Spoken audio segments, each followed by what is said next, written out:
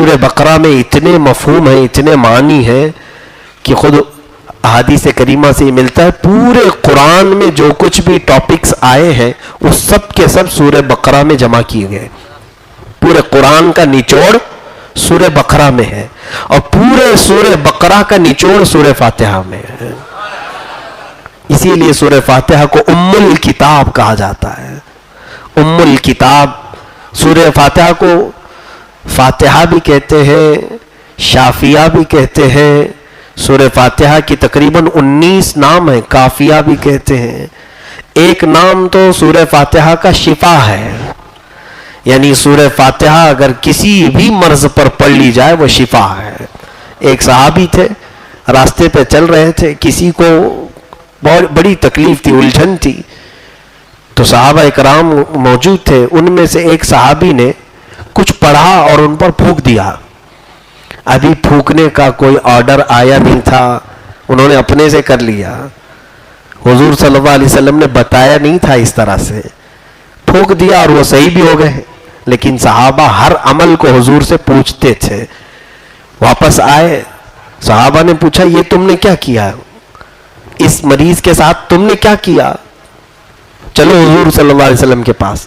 میرے آقا صلی اللہ علیہ وسلم کے پاس لایا گیا. حضور نے پوچھا تم نے کیا پڑھا اور کیا پھونک دیا؟ انہوں نے کہا میں نے سورہ فاتحہ پڑھا اور پھونک دیا، وہ صحیح ہو گیا. میرے آقا صلی اللہ علیہ وسلم مسکرائے اور دوسرے صحابہ سے فرمایا کیا تمہیں معلوم نہیں سورہ فاتحہ کا ایک نام شافیہ بھی ہے، شفا دینے والی. میرے اس صحابی نے جو کیا وہ بالکل صحیح کیا. یعنی سورہ فاتحہ بیماریوں کے لیے شفا بھی ہے.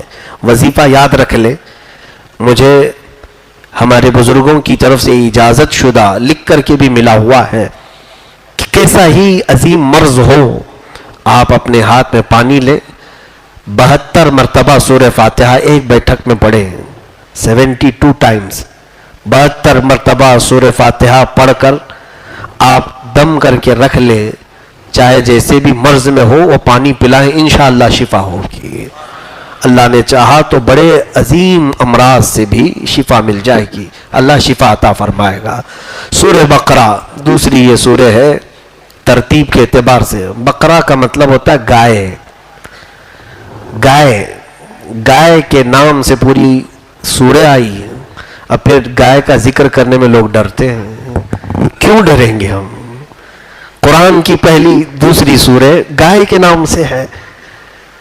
گائے کا ذکر آیا ہے لیکن وہ الگ انداز میں آیا ہے.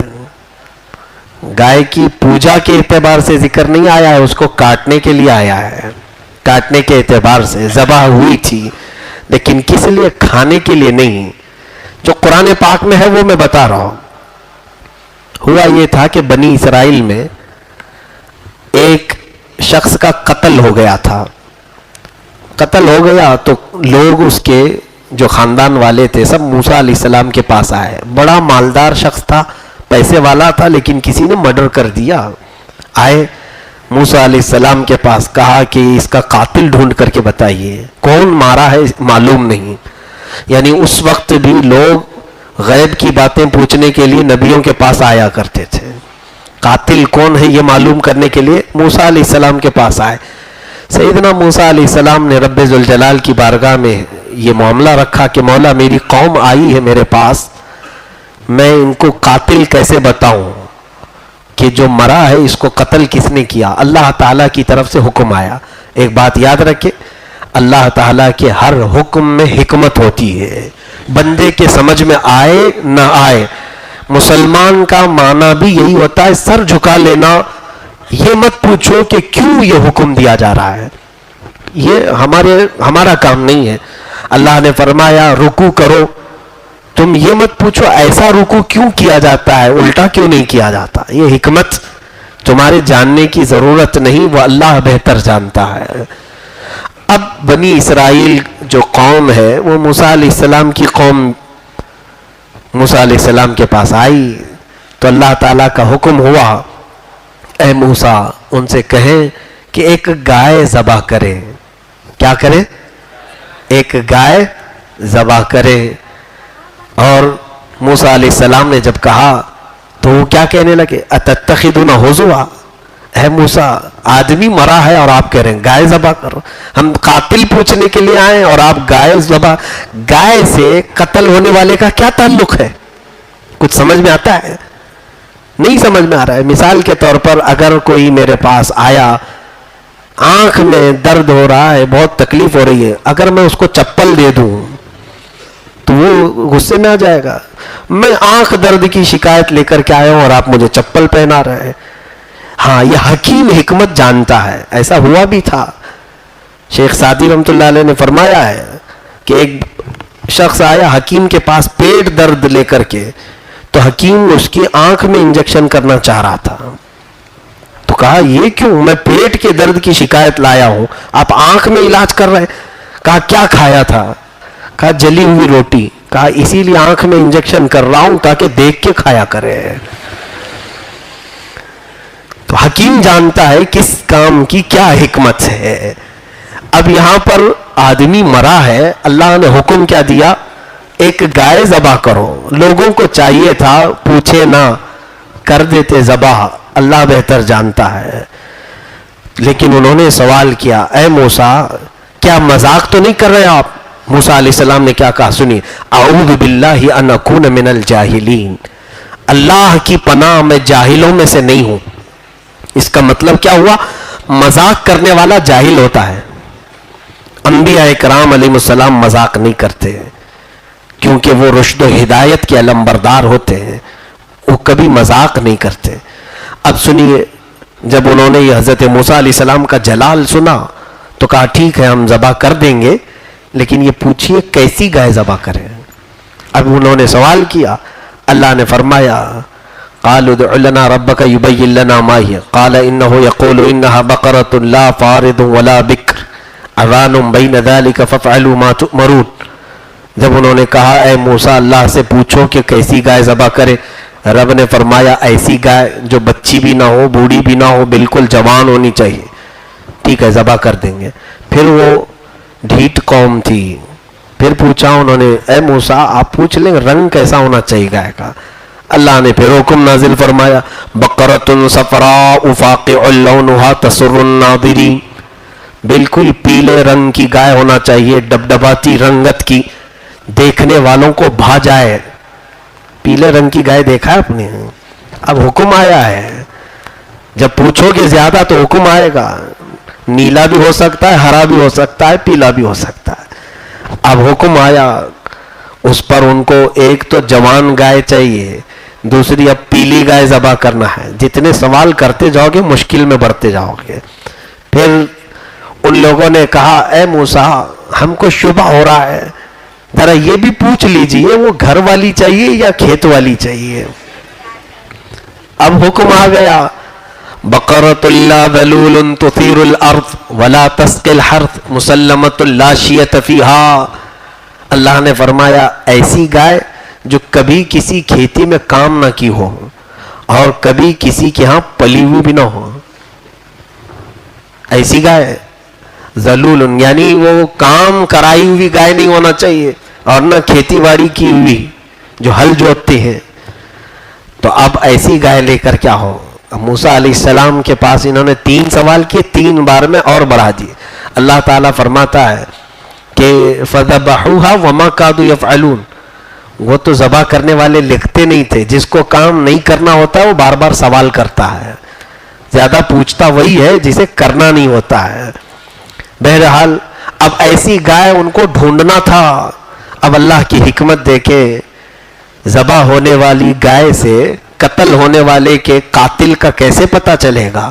اللہ تعالی حکمتوں کو ایسے جوڑتا ہے, کبھی کسی کام سے کسی کو نفع پہنچاتا ہے اور اسی کام سے کسی کو ذلیل بھی کرتا ہے.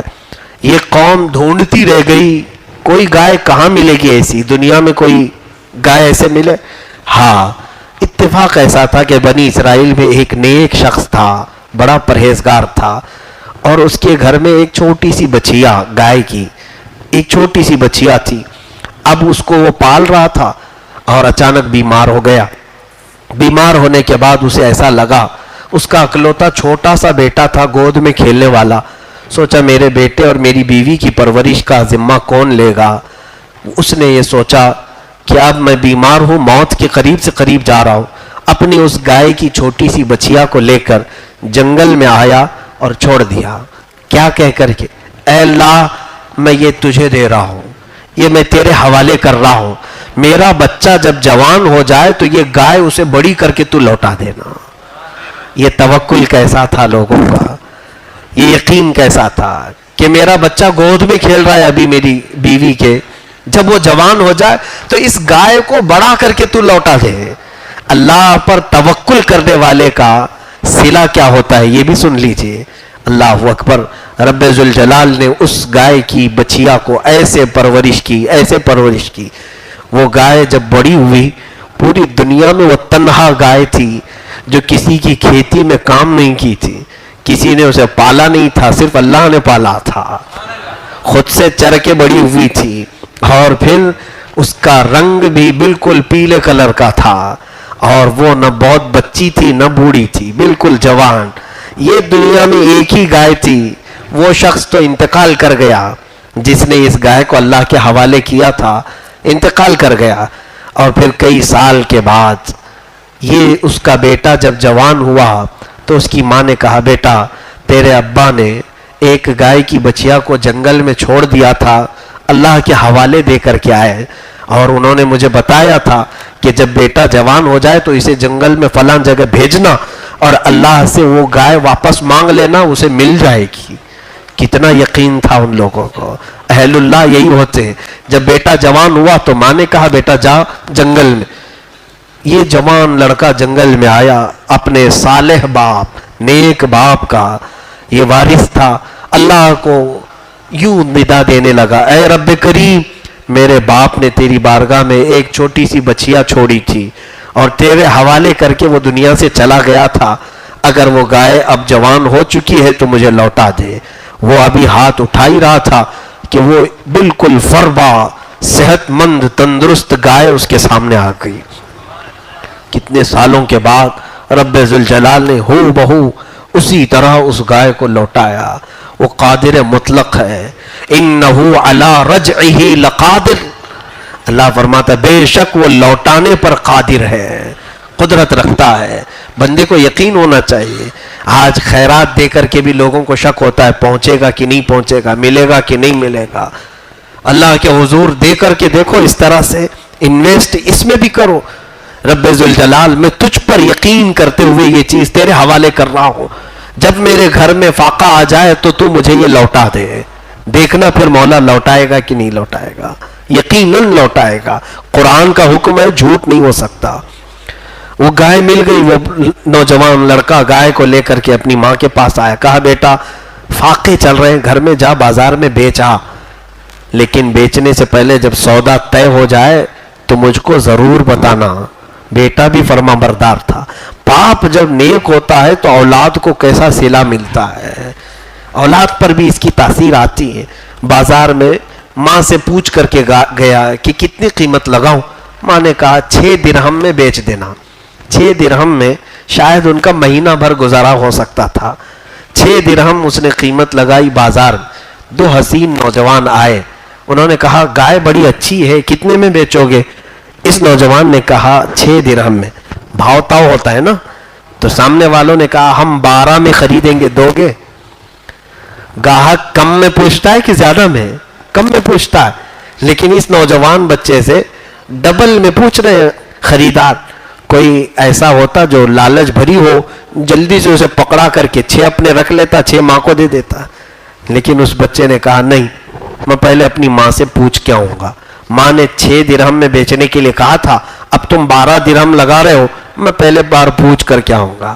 آیا اور کہا ماں میں تو 6 میں بیچنے کے لیے نکالا ہوں گائے کو, لیکن خریدار 12 میں پوچھ رہے. ماں نے کہا چلو ٹھیک ہے, اب 12 میں اس کی قیمت لگا دو. گیا بازار میں, 12 کی قیمت جب لگایا اس کی, تو پھر 2 نوجوان اس کے پاس آئے, کہا گائے بڑی اچھی ہے, کیا ہمیں یہ 24 میں دے دو گے؟ ڈبل کر دیا انہوں نے. اس بچے نے کہا نہیں, میں پہلے اپنی ماں سے پوچھ کر کے آؤں گا اور اس کے بعد پھر بیچوں گا. ماں کے پاس پھر آیا اور کہا عجیب حال ہے ماں, میں 12 میں بیچنا چاہتا ہوں لیکن خریدار 24 میں پوچھ رہا ہے.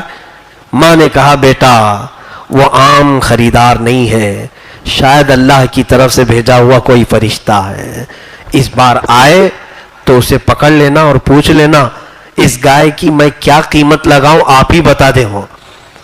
یہ اہل اللہ تھے، اللہ والے لوگ، وہ جانتے تھے۔